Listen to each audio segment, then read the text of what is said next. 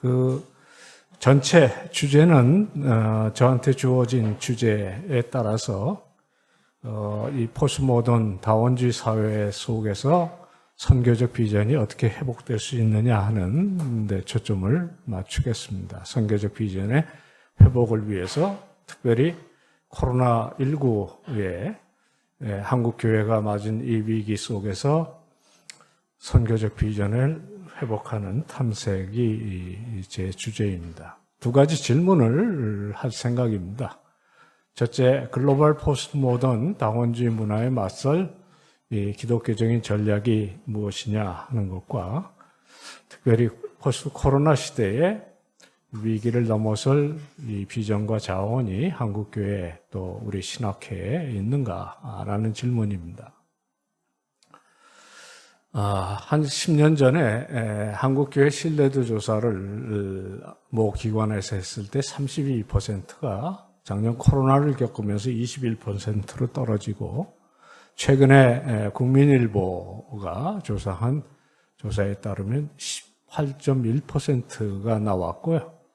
그리고 더 참담한 이 결과는 이 설문조사를 이미징하는 프로그램에다 돌렸더니 개신교의 이미지가 세속적이고 배타적이고 그리고 심지어는 위선적이고 하는 그런 이미지로 부각이 되었다는 안타까움이 있었습니다.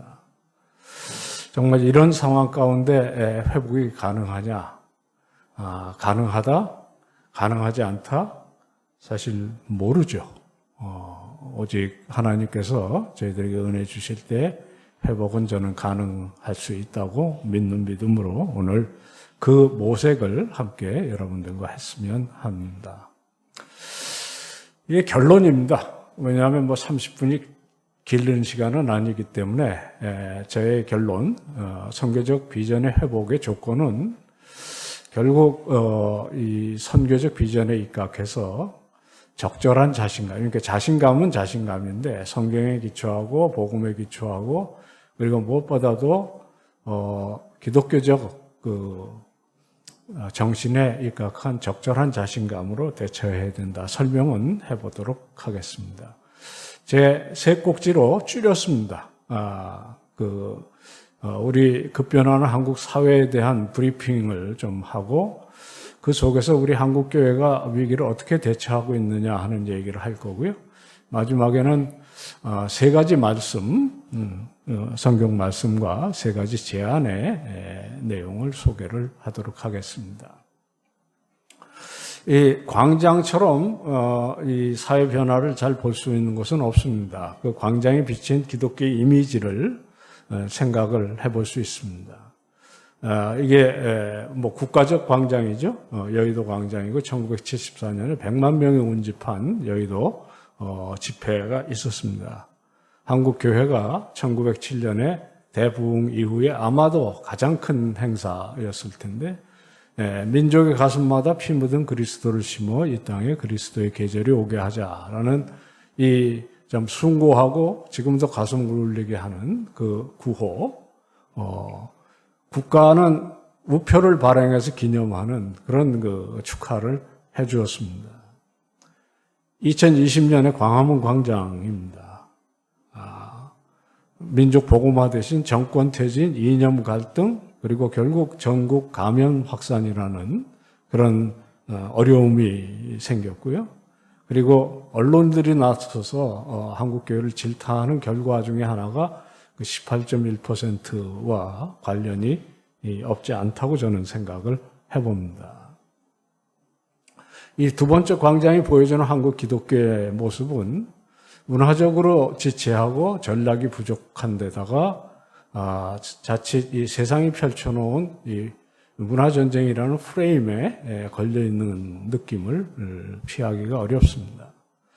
한국 사회는 정말 전 세계에서 보기 어려울 정도로 역동적으로 변화하는 사회입니다. 대충 1974년에 군사독재의 이미지 이후에는 80년대, 90년대, 2000년대를 10년 단위로 사회가 큰 변화를 겪어서 지금 우리가 사는 2021년에 2년에 이르렀다 생각을 해본다면 그 흐름은 산업화에서 민주화로, 민주화에서 문화로, 문화에서 세계화로 움직이는 이런 움직임을 볼 수 있는데, 이것은 사실 서구의 경우에 400년에 걸쳐서 이루어졌던 일을 한국 근대사 속에 40년에 이 모든 것들을 지금 통과하는 중이기 때문에 세대 차가 사실은 시대차라고 해도 과언이 아닐 정도의 그런 세대 간의 소통이 어렵고, 그리고 그 안에서 전쟁과 독재와 이런 것들을 겪으면서 여러 가지 후유증들을 지금 우리 사회와 심지어는 교회도 겪고 있다는 생각이 듭니다.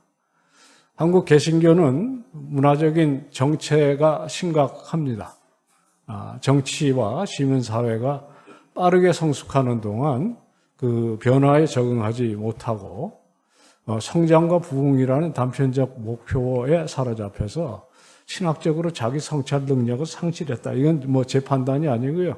여러 신학 교수님들이, 그중에 플러신학교 이학준 교수가 지적하는 내용인데, 그간에 1970년대 이후에 한국 사회 문화 환경은 급변해서 일종의 게임 체인저가 하나 있다면 그것이 이제 우리가 오늘 생각해 볼 포스트모던 니즘 또는 포스트모던 다원주의, 그리고 그 앞에 글로벌라이제이션까지 더하면 글로벌 포스트모던 다원주의 사회 속에 한국교회의 위상을 돌아볼 필요가 있다는 겁니다.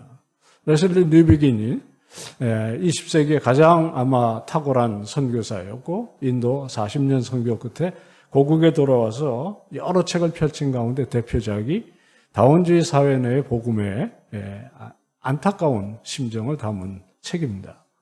그 책이 이렇게 시작합니다. 우리가 다원주의 사회에 살고 있다는 말은 이제 상투어가 되어버렸다. 이 우리 사회에 다양한 문화, 종교, 생활 방식이 존재한다는 면에서 뿐만 아니라, 이게 무슨 말이냐면 사실 로마 사회도 또는 다니엘이 살았던 바벨로니아도 페르시아도 다원주의 사회였습니다. 왜냐하면 제국은 그걸 피할 수가 없어요. 그러나 우리가 사는 21세기의 다원주의는 좀 독특한데, 많이 독특한데, 그런 다원성을 승인해야 되고 소중히 여겨야 할 것뿐만 아니라 축하까지 해줘야 된다는 의미에서 독특하다. 그렇게 지적을 하고 있습니다. 사실 이 번역이 조금 아쉬운 데가 있어요. 그래서 제가 영문을 옮겨봤습니다. 플루럴리스트인데 어떤 의미에서 in the sense, 어떤 의미에서 그러냐, 이 플루럴리티가 셀레브레이션이 돼야 하는데 어떻게 셀레브레이션이 되냐면 그걸 첫째 승인해줘야 되고 두 번째 사랑까지 요구를 하는 다원주의. 어떤 다원주의냐면 그림으로 보면 이런 겁니다. 퀴어 축제에 가서 그것을 옹호도 해줘야 되고 오히려 두둔해줘야 되고, 그리고 같이 축하하지 않는 사람은 사회에서 배척 내지는 왕따가 될 수밖에 없는 사회. 그걸 지금 레슬리 뉴비긴이 첫 페이지 첫 문단에서 지적하고 있는 거죠. 포스트모던 글로벌 사회는 더 이상 리버럴리즘이 이슈이기보다는 플루럴리즘이 이슈인 사회입니다. 결국 이것은 기독교에 엄청난 함의를 가지고 있고, 신학은 이 도전에 어떻게 대처할 것인가가 오늘날 큰 숙제로 던져져 있습니다. 사실 세상은 굉장히 다양합니다. 남자 여자를 지으셨고, 뭐 동식물을 보면 그 종의 다원성이라는 것은 정말 다양하고요. 그래서 우리가 문제가 되는 것은 바로 이 공적 다원성이 문제예요. 예를 들어 뭐 나무가 수백 그루, 수천 그루가 있다고 그래서 그걸 다원주의라고 부르지 않습니다. 또는 심지어 제가 여러 색깔을 쓰고 있는데 색깔 중에 빨간색 중에 주황도 있고 보라에 가까운 것도 있고, 그 색깔 다원주의라는 말은 못 들어보셨을 거예요. 다원성이 문제가 되는 것은 항상 사회의 질서와 관계되어 있을 때, 뭐 성적 지향성이라든가 생태 환경의 문제라든가 낙태에 대해서 지금 미국의 이제 제일 큰 이슈가 되어버린 것인데요. 그래서 공적 다원성은 이게 공적인 장에서 열띤 논쟁의 주제가 될 수밖에 없는 것이고요. 거기서 부딪히는 것은 한편의 시민적 교양, 소위 시빌리티와 종교적 확신 사이의 이 갈등이 대부분 문제가 됩니다. 왜냐하면 종교적 확신은 절대적인 진리를 우리들이 붙잡는 것이기 때문에 양보할 수 없는데 공적인 광장에 나가면 대부분 이 시빌리티를 요구해요. 그래서 소위 개명된 사람, 민주사회 시민은 세련되고 친절하고 온건하고 품위 있고 좋은 예의를 갖춘 사람을 요구하는데 사실 이게 잘 이렇게 찾아보면 오늘 아침에 제가 일어나서 갈라디아서 5장 22절부터 25절 사이에 그 성령의 열매들을 보면 바로 이거예요. 그런데 이것과 기독교의 신앙이 뭔가 갈등을 빚는 것 같은 그런 애매한 사회, 지금 우리가 겪고 있는 사회의 모습입니다. 이걸 커디히라는 사람은 오딜 옵스빌리티라고 이 교양을 갖춘다는 것이 신앙과 부딪힐 때 상당히 곤혹스러운 모습을 겪게 된다는 논리를 펴니다. 글로벌 포스모던 종교다원주의는 이렇게 갑니다. 우리나라의 종교적 상황이에요. 며칠 전에 대통령 그만두셨습니다만 소위 7개, 8개 종단의 사람들을 맡고 이것이 저희 한국 사회 5,000년 역사의 유산입니다. 이게요. 장로님이 돌아가셨는데 국장을 할 때 그분의 신앙이었던 우리 개신교 그리고 그 옆에 불교 그 밑에 천주교 그리고 원불교까지 여러분들이 여기 가서 기도를 하시면 어떤 기도를 하셔야 될까? 굉장히 난감할 거예요.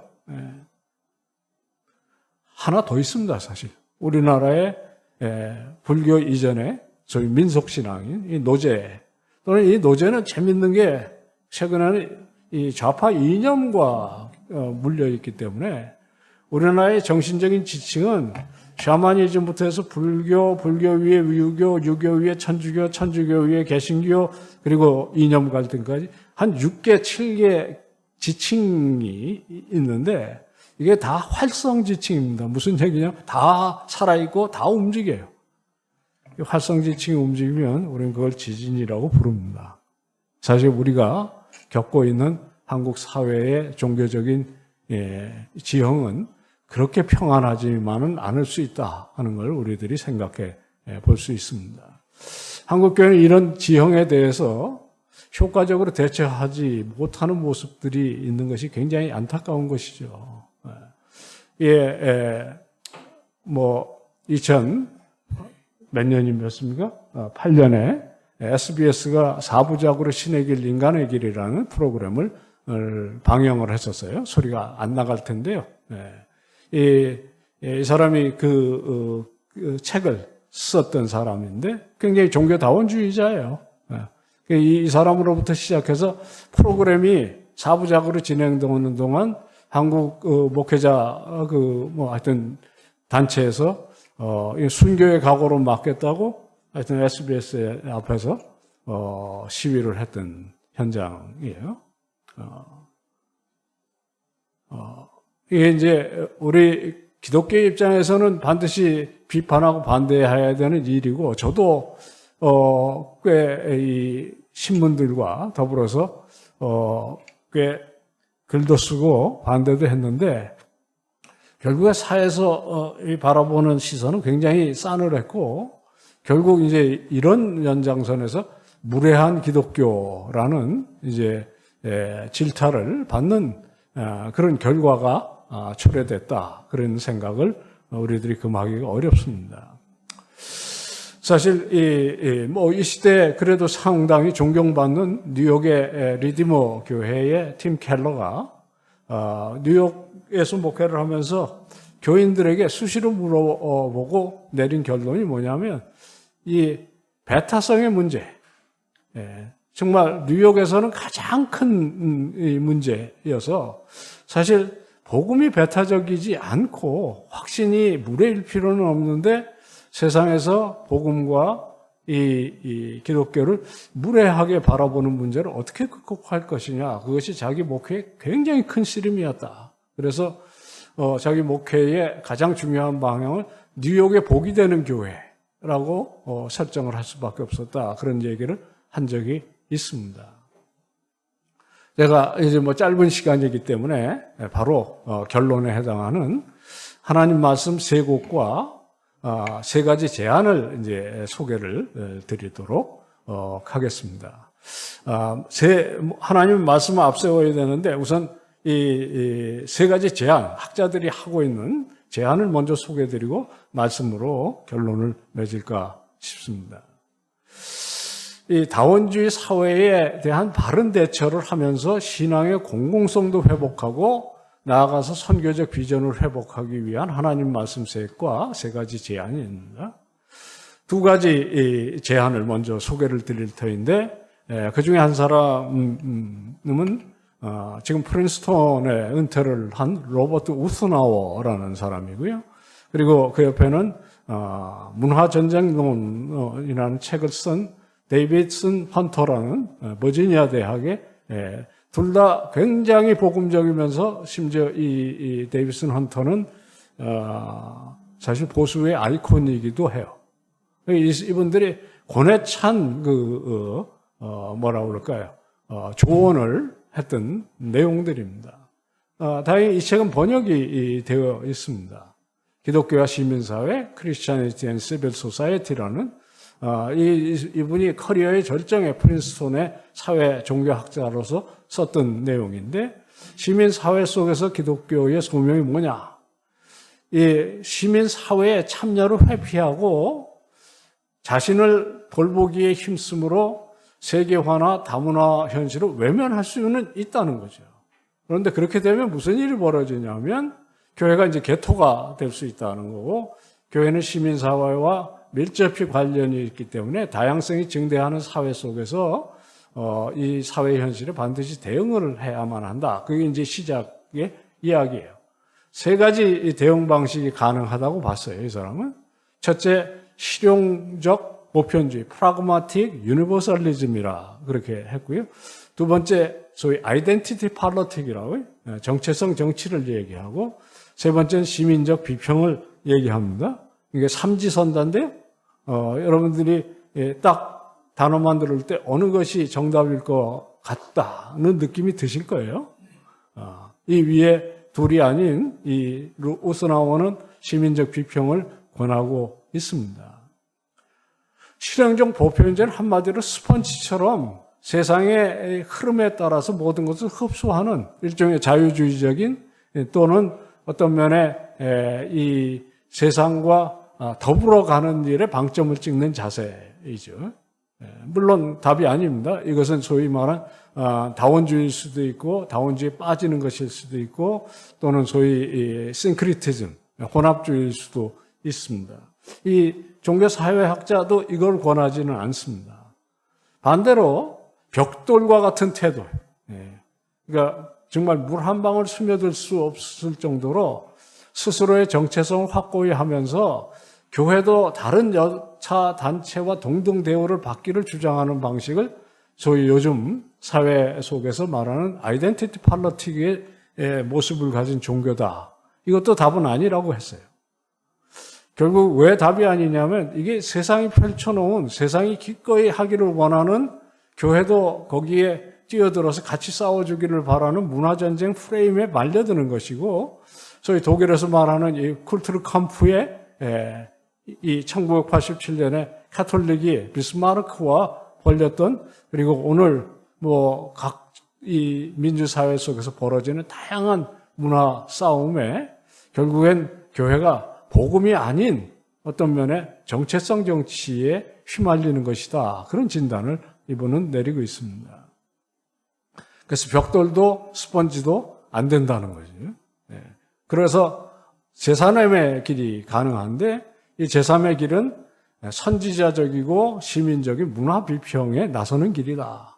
그리고 교인들을 그렇게 훈련시켜주는 일이다라고 얘기를 한 거죠.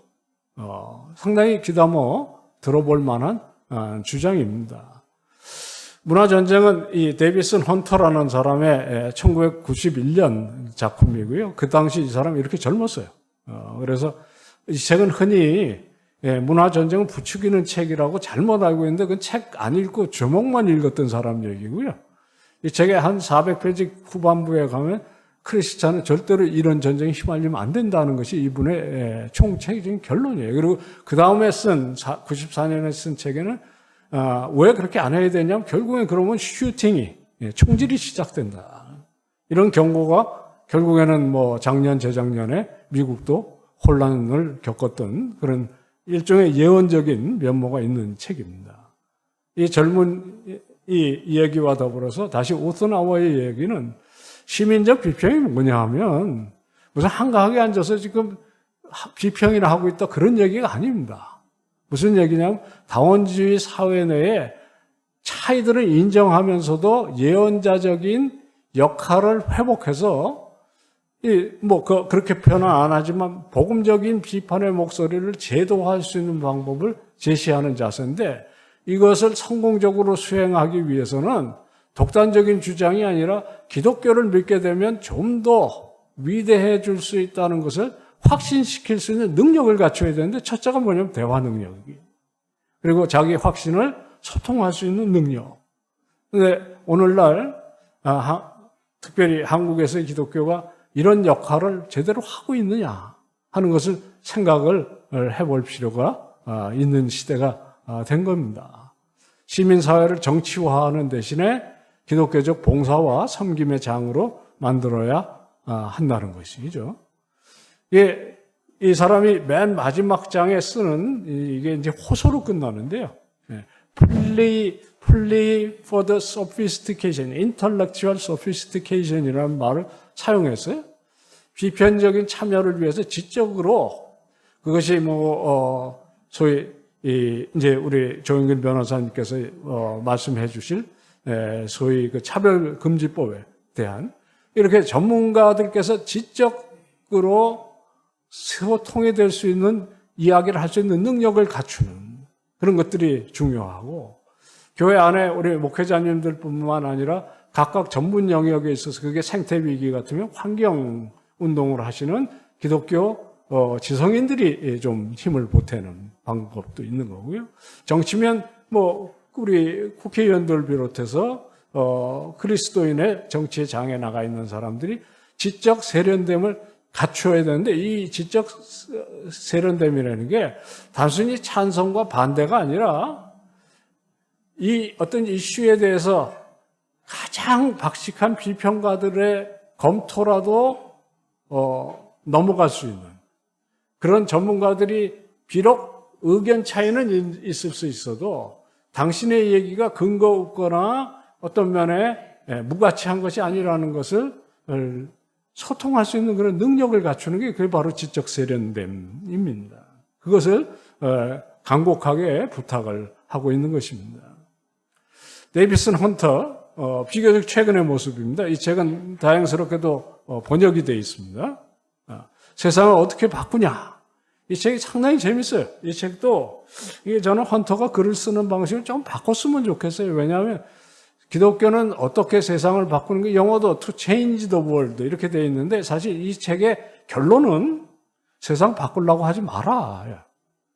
그럼 그런 그리스도인은 뭐가 돼야 되냐면 faithfully presence within 세상 속에서 기독교 신앙에 성실하게 그것을 가지고 증인으로 살아가라. 왜 그러냐면요. 사실 이 대안적인 문화를 제시한다는 것을 가지고 세상에 나가서 싸움을 하기보다는 사실 기독교가 복음의 본질을 제대로 증거하면 3%가 아니라 우리나라 적어도 10%가 넘는데 왜 영향력이 없겠느냐 하는 거예요. 이 3%는 뭐냐면요. 미국 사회에서 진보 정권이 됐든지 보수 정권이 됐든지 막론하고 지난 20년, 30년 동안 꾸준히 지평을 확대하면서 사회를 바꿔온 집단이 있다는 거예요. 첫째, 유대인, 둘째, 소수자. 그런데 기독교인은 10%가 아니라 미국 사회는 20% 적어도 명목 강사까지 하면 30, 40%를 넘나드는 사회에서 이 3%는 못 이기는 이유는 신실하지 않기 때문이다. 굉장히 뼈아픈 지적 아니겠습니까? 이 두 책은 현실 분석의 지혜를 우리에게 줄 뿐만 아니라 대처의 지혜를 상당히 제시한다고 생각합니다. 저는 1907년부터 1945년을 거쳐서 적어도 1960년대까지 한국 근대화에 있어서 우리 기독교는, 특별히 개신교는 지적 세련됨을 갖고 있었다고 생각합니다. 그렇기 때문에 교육, 문화, 사회에서 영향력을 가지고 있었는데, 아까 제가 얘기를 시작한 교회는 급속도로 성장한 70년대 이후에 혹시 많은 사람들이 또 지적하는 대로 무지와 무례와 이런 태도, 기독교적인 세련됨의 유산을 훼손하고 있어서 영향력은 점점 줄어들고 있는 것이 아닌가, 우리들이 반성해 볼 필요가 있다는 이야기입니다. 사실 세상에 동화되는 것에 대해서는 비판적이면서 비판은 겸손하게 하는 것이 요즘 많이 한국 사회에서 회자되기 시작하고 목회자들이 주목하기 시작하는 아브라함 카이퍼의 정신이었고, 제가 사실 박태균 교수님이 이 자리에 안 계신 것이 굉장히 유감인데, 이 하리 카이테르트라고 자유대학교의 이 사회 철학자였던 사람이 얘기하듯이 한국 사회가 정치 과몰입 사회인데 교회마저 거기에 끼어드는 그런 데에 던지는 가장 중요한 개혁주의적인 어떤 통찰 중에 하나가, 모든 것이 정치이긴 하지만 정치가 모든 건 아니다. 특별히 우리 신학자들, 교회는 정치가 죽은 사람 살려내는 경우는 없거든요. 그리고 정치가 영생을 가져다 주는 경우는 없습니다. 그런데 왜 정치의 모든 것이 달려있는 듯 함몰되는가 하는 것은, 이게 19세기 말과 20세기의 네덜란드 사회에 자신이 수상까지 오르는 정치인으로서 정치의 40년 여정을 겪었던 아브라함 카이퍼의 통찰을 들여다봐야 되고, 그것을 들여다보려면 카이퍼의 제대로 된 책을 들여다봐야 된다, 그런 생각을 제가 하게 됩니다. 예, 결론입니다. 아까 말씀드렸던 데 적절한 자신감이라는 것은 어떤 신학적 성경적 기초가 있을까? 세 가지 말씀입니다. 히브리서 11장, 믿음은 바라는 것들이 실상이요 보이지 않는 것들의 증거니 선진들이 이로써 증거를 얻었다 하는. 그러니까 이게 뭐냐면요, 세상이 보지 못하는 것을 보는 눈입니다.